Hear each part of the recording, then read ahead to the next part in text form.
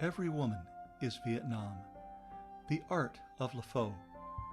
Produced by the Le Faux Art Gallery.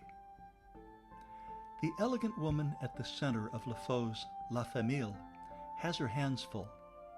A young mother, she has put down her thread and sewing basket to receive a kiss from one young son, while another tugs at a swath of silk. Her Mandarin husband reaches around the infant's shoulder, pulled back from the intimacy while still craving its warmth. Serene and beautiful, she is the emotional center of the family, desired by all. La Famille is a dreamy picture, part memory and part fantasy, that embodies the most profound and recurrent themes of Le Faux's art. His art is filled with longing for the mother he lost at a young age and for the country he left behind as a young man drawn towards Europe. Through art, Le Faux could reclaim and mythologize his mother and mother country, recasting her with the eternal grace and solemnity of a female saint. The countless serene and perfect women he would paint while living in France as a mature artist were his attempts to reach back in time and recast his bittersweet memories of Vietnam. As the 20th century opened, the Indo-Chinese city of Hanoi was a booming showcase of French colonialist ambition and expansionism. The site of a massive international exposition that opened in the fall of 1902, Hanoi was on its way towards becoming a Southeast Asian Paris. In 1902 alone, additions to the city included the massive neoclassical Palace of Exhibitions, part of a 41-acre fair complex, a new railway station, a medical college, and a university. By 1906, a cantilevered metal bridge named after Paul Doumet, the French Governor-General, spanned the Red River, while not far away, a yellow Italian Renaissance-style presidential palace loomed behind wrought iron gates.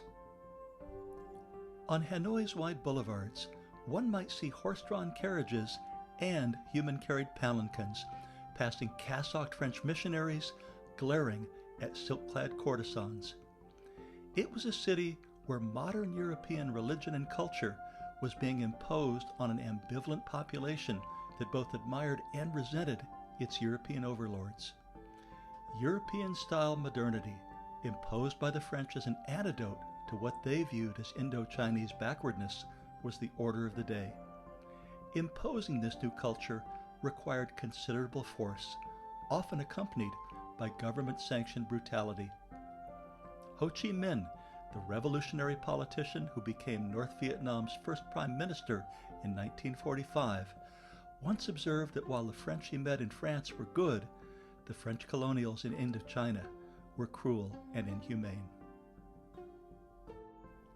Le Faux was born on August 2, 1907, in a communal village that is now part of an urban district of Hanoi. His father was Le Hon, a powerful Mandarin and briefly a provincial viceroy, who both served Vietnam's French administrators and conspired against them. Le Faux's mother, Nguyen Thi Thien, was one of Le Hon's 8 spouses and concubines, and the mother of 5 of his children. Le Faux was just 3 years old when she died giving birth to his younger brother, Le Tuan, in 1909. After his mother's death, Le Faux was tended by a nurse and rarely saw his father. As an adult, Le Faux mainly recalled his father smoking an opium pipe, which his children had prepared for him in their garden pavilion. In 1915, 7-year-old Le Faux attended his father's spectacular Buddhist funeral and was taken in to be raised by the wife of one of his older half-brothers. Feeling burdened by her orphaned nephew, his new guardian tended to blame him when squabbles broke out. When something went wrong, it was always Le Faux who had done it, his wife Paulette later told an interviewer. The artist's son, Alain Le Kim, recalls something milder. "My father was raised with the chickens and domestic animals," as he used to say. He told us he had a very tough childhood, but no worse than the other children of the family. Interested in art from an early age, Le Faux, a clean, quiet young man who wore glasses, taught himself to draw. He also studied at a French-sponsored lycée and retouched photos for a local photo shop, opening up a lifelong interest in photography. In 1923, at the age of 16, Lefau's studies turned toward art when he enrolled at the École Professionnelle de Hanoi, a school that had been established in 1902 to teach fine crafts, including cabinet making, metalwork, ceramics, and embroidery. Vietnamese studio masters, overseen by French professors, taught the various specialties. The school's director, Gustav Hierholz, was a former student of Auguste Rodin, an animal specialist known for his realistic tabletop bronzes of bulls and elephants. It was at the École that Lefau became increasingly interested in European-style painting and drawing. Lefau's timing as a talented Indo-Chinese art student increasingly interested in Western art was ideal. On October 27, 1924, an officially sanctioned art academy, the École Nationale Supérieure des Beaux-Arts, opened in Hanoi. Founded by the Indo-Chinese artist Nguyen Nam Son and overseen by a French director, Victor Tardieu, it was an attempt to teach and fuse Western methods and Indo-Chinese subjects to create a new, authentic art intended to supersede the region's embedded Indo-Chinese styles and methods. In other words, the culture of modern Vietnam would be a hybrid culture, twice infused by outside influences, first Chinese, then French. In a written statement, Tardieu offered this sympathetic yet still patronizing view of his Vietnamese pupils. Without artistic education, without direction, having lost faith in their ancient masters, he lamented, they believe they are doing well by despising their ancestral traditions, either by jettisoning them deliberately, by doing disastrous pastiches, or by accommodating local traditions awkwardly with Western examples.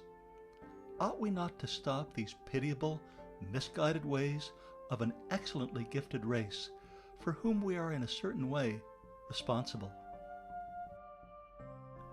Tardieu, a graduate of the Paris École des Beaux-Arts, was a muralist and genre painter whose style was grounded in academic training, diluted by experiments with modernist color and painterly brushwork. His solid but unchallenging work was often recognized by academic juries who were uncomfortable with post-impressionism. After winning the Prix National in 1902, Tardieu used his prize money to travel, painting ships in Liverpool and Genoa, and decorating banquet rooms and town halls outside Paris. He later did military service as a camouflage expert during World War I. In 1921, Tardieu won the Prix de Indochine, which came with a one-year travel grant and free transportation throughout the French colony of Indochina. He was enchanted by Vietnam, and after painting a large mural in the amphitheater of Hanoi's law school, he decided to stay. In France, Tardieu would have returned to a minor reputation, but in Vietnam, he became a revered master and a historically important art educator. 18-year-old Lefau was encouraged by Nguyen Nam Son to take the entrance exam for the new école and became one of the first 10 members selected for its class. At the new école, Lefau and his classmates followed a rigorous curriculum modeled on that of the Beaux-Arts Academy in Paris. It included courses in anatomy, life drawing, composition, and art history. An emphasis on accuracy and copying was reinforced by the practice of drawing plaster casts kept in the drawing classrooms. Like his peers, who were also from leading Indo-Chinese families steeped in Confucian values, Lefau felt the culture shock created by drawing from nude models, men who were often prisoners on short-term release, and exploring the varied, subtle, and illusionistic imagery of Western art. In late 1926, the school added a second professor, Joseph Ingumberti, and expanded its course of studies to 5 years. Lefau and his fellow students were soon introduced to Western-style oil painting techniques while also encouraged to explore the traditional Vietnamese techniques and subjects. Students also took field trips to sketch or paint outdoors, a previously unheard of practice for Vietnamese artists. They attended class in white suits, serious young men, with a few women added later, who felt lifted up by their contact with European culture. Lefaux in particular bonded with Tardieu, who became his mentor, replacing the distant, barely remembered father of his childhood. Fascinated by everything, the École building, its contents, and its library of art history books, he would later remember his years in the school as a time of enchantment. The roots of Lefaux's mature art can be detected in Tardieu's 1925 chalk and pastel Vietnamese Mother and Child, executed in the same year that the École des Beaux-Arts opened its doors. A double-sided painting that Lefaux showed in a 1928 student exhibition demonstrates what he had absorbed from the master's firm drawing and warm-toned palette. During his final 2 years before graduation, Lefaux experimented with new media while creating ambitious and varied works. 2 large pieces, The Family Home and The Happy Age, brought scenes from the artist's childhood toward the tradition of French historical and allegorical painting, and were painted with masterful confidence. Working with Joseph Inguimberti, Lefaux had experimented with lacquer painting, producing a screen and a decorated box that he gave to Victor Tardieu as a gift. During the course of making these items, Lefaux found himself allergic to lacquer and returned to it only once more, to create a screen offered as a wedding gift in 1935. In another medium unique to the EBAI, painting with ink and gouache on silk, Lefaux made a breakthrough that would lead to some of his greatest and most original paintings. After the co-founder of the school, Nguyen Nam Son, returned from a 1928 trip to China, he began to paint on silk, developing a method that involved washing the silk and then applying water-based colors in multiple layers. Lefaux practiced this method and found that the effects he could achieve, dreamy softness accentuated by delicate outlines, were well suited to his abilities. The Blue Bowl, painted in the same year that Lefaux graduated from the École, represents a breakthrough for the artist, both in terms of subject matter and his use of colors on silk. The subject of the painting is believed to have been a young woman that Lefaux had once proposed to in Hanoi. After her father, who found Lefaux unsuitable, forbid the marriage, his former fiancée responded by dressing in white, Vietnam's color of mourning, to indicate her grief. The constraining yet elegant environment that surrounds her frames the young woman's solemn beauty. His lover's almond eyes, arched eyebrows, delicate lips, and pale oval face would reoccur in Lefaux's future portraits of women, as would her slender, elongated figure. Like so many of Lefaux's women, she evokes both love and loss.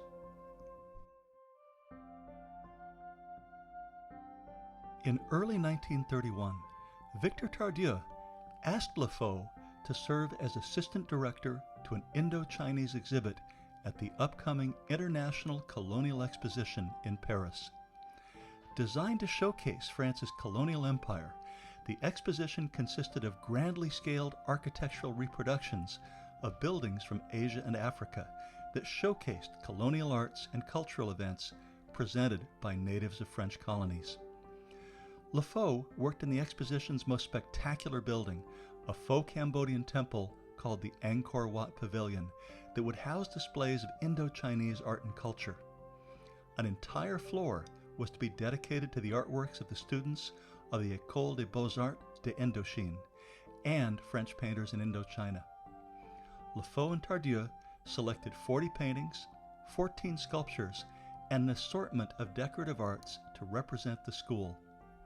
Lefaux exhibited a major oil, The Happy Age of 1930, as well as a folding screen of a Tonkin landscape he had made under Joseph Inguimberti's supervision.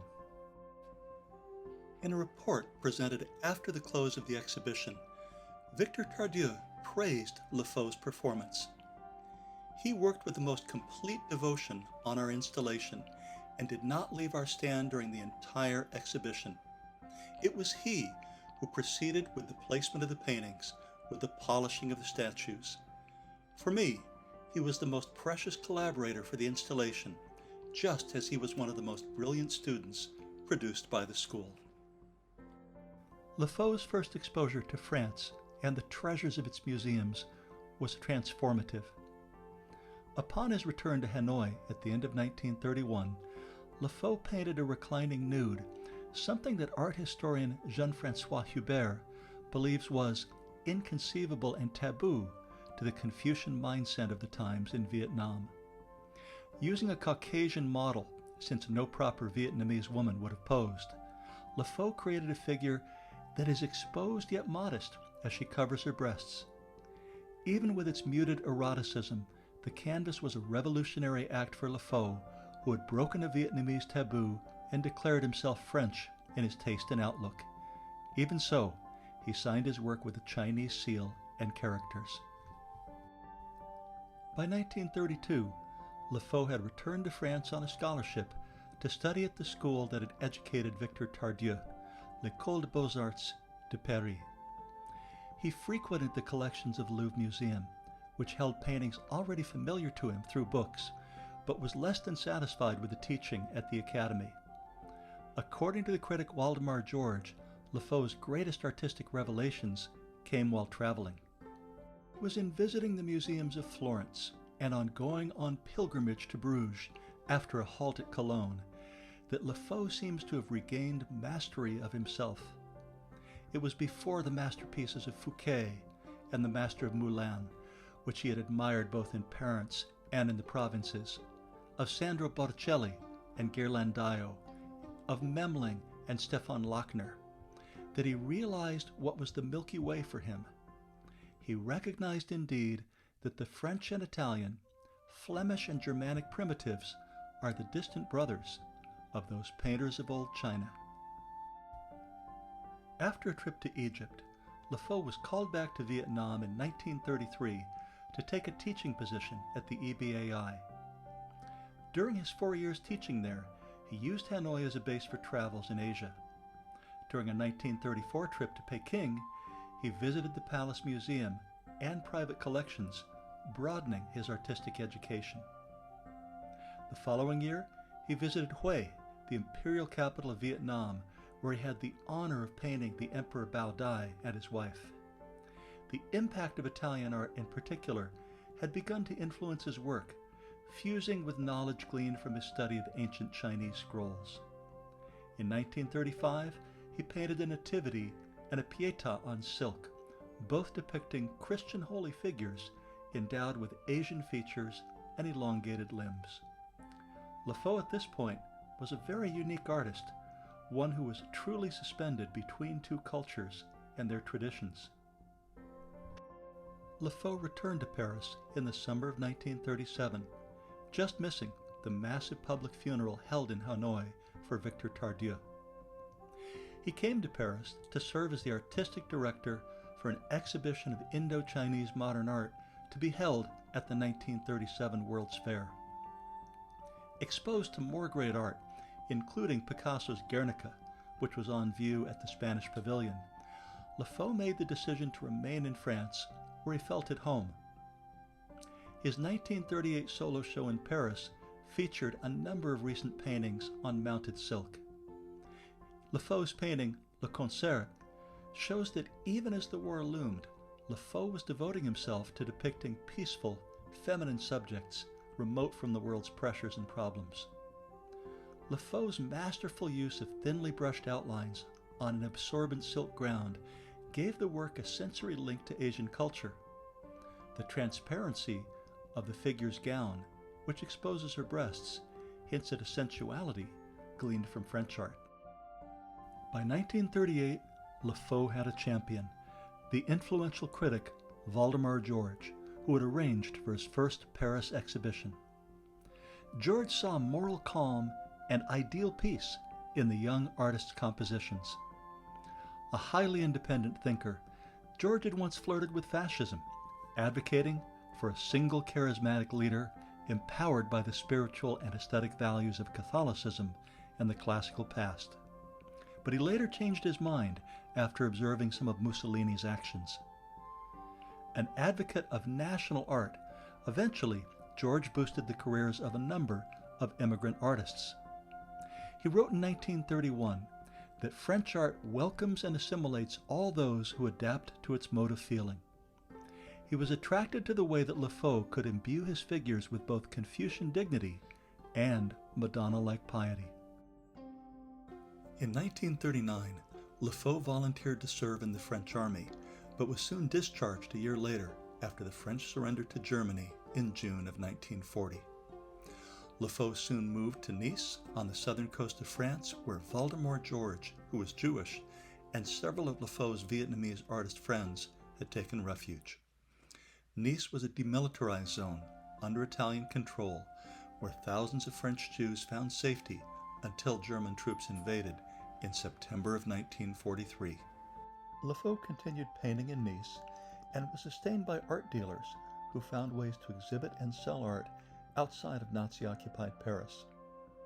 In 1941, Lefau was given a show in Algiers by dealer André Romanet, who would go on to represent him after the war. There was also a 1942 exhibition in Casablanca and one in Buenos Aires later the same year. He also had a wartime show in Paris, arranged by dealer Henri Joly. Lefau apparently did errands for Joly, delivering butter to Henri Matisse in one instance, and also met the artists Pierre Bonnard and Raoul Dufy. During the war and the years that followed, Lefau stayed in close touch with other Vietnamese artists living in France, including Vu Cao Dam and Mei Thu, who shared a duplex atelier in Vanves. When Vu Cao Dam asked Lefau to attend the baptism of his children at a small church, the two artists rode their bikes from Paris, a distance of 120 kilometers, in the black of night to avoid detection and bombardment. For Lefau, who did not yet have a wife and children, this circle of close friends served as a surrogate family, and Vu Cao Dam's children called him Tonton, uncle.